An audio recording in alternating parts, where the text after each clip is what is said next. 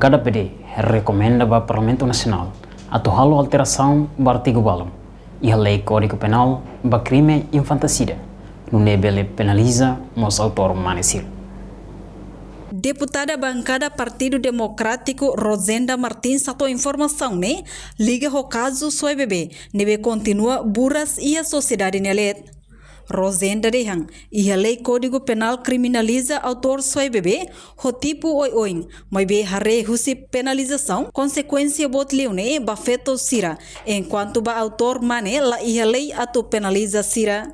143 exposição ou abandono ou inclusive ou durante parto depois de parto maksoi e a lei penal categoriza nudar caso infanticídio.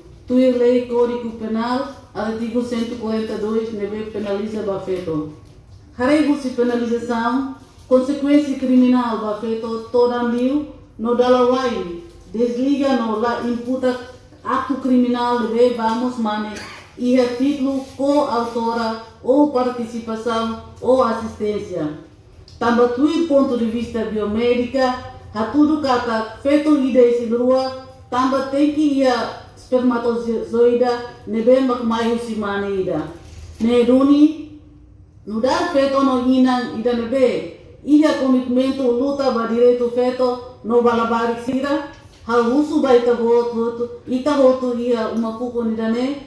Atau foto inisiativa rumah, hodi haloto alteração ba itania Código Penal, hanesan Aliança Nacional Luta contra Infanticídio, sugere ne. Hodi criminaliza itania título coautora ka participação ka assistência depende do resultado da investigação, vamos manesira.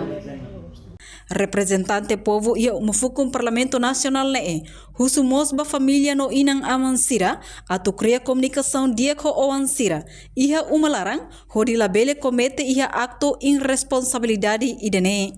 Antes ne diretor Aliança Nacional Combate Infanticidade Timor-Leste José Turkel declara sira apresenta ona parecer barak liuba Parlamento Nacional liu husu cria legislação nebe forte condena autor mane sira nebe la ia responsabilidade.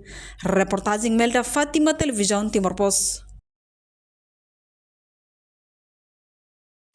Janela informação ba emogoto. Atua tem informação atual dia kliu. Kita haluha. Haneham botão subscribe, like. Halo comentário no fahe tutang ba media sosial hotu.